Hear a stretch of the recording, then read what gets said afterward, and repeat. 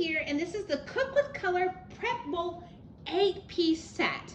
We've got 4 bowls and 4 matching lids, and what I really like about this set is you can put the lids on each one, and they are going to simply nest inside of each other. So it doesn't take up a lot of room in the cabinet. Since each of the 4 bowls has its own lid, another thing I can do is I can prep my food, put the lid on it, and stick it in the refrigerator for later use. Or if I make pancake batter, I can put the lid on it and use it later. So the lids really are a handy feature to these mixing bowls.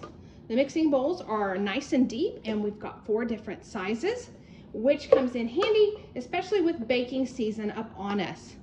I use mixing bowls not only to mix my different baked goods with. When it comes to different kitchen items, one of the main things that I need is easy cleanup, and these bowls fit the task because when I'm done, I can simply stick them in the dishwasher.